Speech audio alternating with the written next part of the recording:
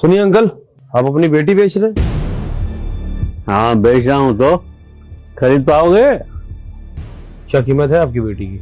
10 लाख दोगे? हैं? हाँ अंकल, मैं आपकी बेटी की कीमत 10 लाख तो नहीं दे पाऊंगा, लेकिन 20 लाख जरूर दे सकता हूँ। क्या? हाँ हाँ, क्यों नहीं, 20 लाख दे रहे हो तो क्यों नहीं बेचूंगा। ले जाओ मेरी बेटी। एक मिनट, मैं कोई दुकान पे रखा हुआ सामान नहीं हूँ जो आपने पैसे दिए और मुझे खरीद के ले गए। और पापा, आप एक भी बार मेरे बारे में नहीं सोचा और मेरी कीमत लगाने लगे इस अनजान आदमी से। एक बार अपनी बेटी से पूछ तो लेते। अरे तू मेरी अपनी बेटी थोड़ी ना है, तुझे मैंने रोड से उठाया था, रोड से उम्र भर तुम्हें खिलाया पिलाया बड़ा किया। अब बस हो गया बस, चल हम निकल यहाँ से। तेरी कीमत मिल रही है मुझे, असली कीमत।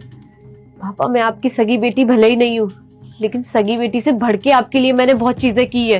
एक बार तो सोच लो उन चीजों के बारे में जो मैंने आपके लिए किया है। अरे तो मैंने भी तो तुम्हारे लिए सब कुछ किया है, इतने साल खिलाया पिलाया बड़ा किया। अरे मैं तो सोच रहा था शादी करूंगा, ससुराल जाएगी तो मुझे दहेज देना पड़ेगा।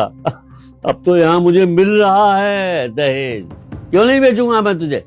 देखो अंकल, ये डील तो हो ही नहीं पाएगी, क्योंकि आपकी बेटी तो साफ साफ मना कर रही मेरे साथ जाने से।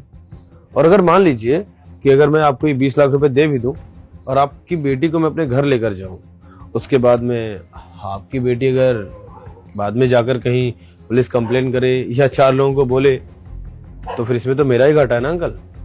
तो इससे अच्छा है कि ये डील ना ही करते हैं तो ज्यादा बेहतर है। तो अंकल मैं फिर चलता हूँ। रुक, ये तो क्या, इसकी माँ भी जाएगी, देखता हूँ कैसे नहीं जाएगी ये। है? पापा, आप सिर्फ नशे के चक्कर में बेटी बेचे दे रही है।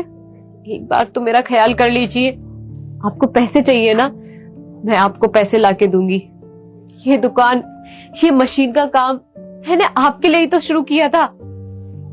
और आपको अगर ये भी पूरे नहीं पड़ रहे हैं तो मैं बाहर जाके नौकरी करूंगी सिर्फ आपके लिए।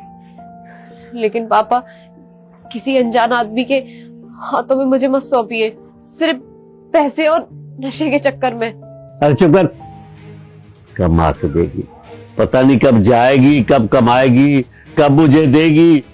यहाँ तो घर बैठे लक्ष्मी आ रही है, कैसे ठुकराऊंगा मैं। हैं? चुप बैठ, चुप, और जा इसके साथ चुपचाप। और सुन, अगर अपनी जिद पे अड़ी रहेगी ना, तेरा खाना पानी सब बंद।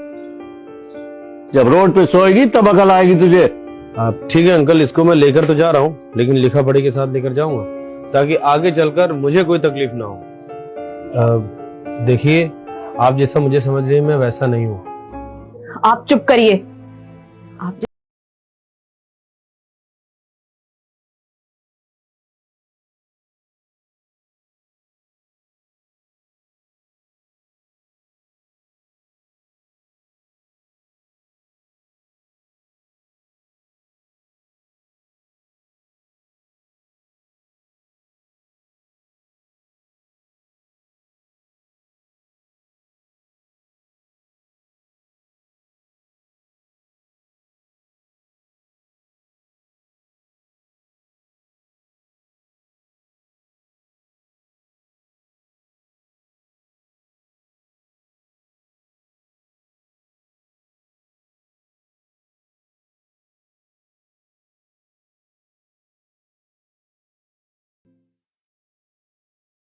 ये लो, चाय पी लो।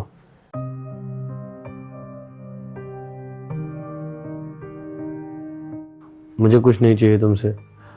वो क्या है ना कि आज के 3 दिन पहले मैं तुम्हारी दुकान के पास से गुजर रहा था, तो वो तुम्हारे पापा बात कर रहे थे कि एक बहुत बड़ा नशेड़ी था, वो तुम्हें उसके हाथ बेच देते, और उसकी उम्र 40 से 45 साल है। और उसके बाद शायद वो तुम्हें पता नहीं कहाँ भेज देता, तो तुम्हारा बहुत बुरा हाल होता। इसलिए मैंने सोचा कि इससे पहले मैं ही तुम्हें क्यों ना खरीद लूं। मुझे बहुत गंदा लगा। ऐसा लग रहा था कि मैं दुकान पे रखा हुआ कोई सामान हूँ जिसकी कीमत लगाई जा रही है। मैं तो अपने भगवान को ही सब कुछ मानती थी। एक पल को ऐसा लगा कि वो भी मेरे दुश्मन है, वो भी मेरा भला नहीं चाहते हैं। देखिए, मुझे जो सही लगा वो मैंने किया। शायद आपके पिता आपको अच्छे से नहीं रख रहे थे और वो बहुत ही गलत व्यवहार कर रहे थे आपके साथ, तो बस मुझे जो सही लगा मैंने वो कर दिया। अगर आप चाहें तो आप इस घर में रह सकती हैं और हमारे घर का काम कर सकती हैं, खाना बनाना, जो भी घर का काम है, और आपको हम अच्छी खासी सैलरी भी देंगे। और आप चिंता मत करिए, आप इस घर में अपने घर की तरह रहेंगी, हम आपको कभी कोई तकलीफ नहीं देंगे। और मैं जानता हूँ कि आपको इस दुनिया में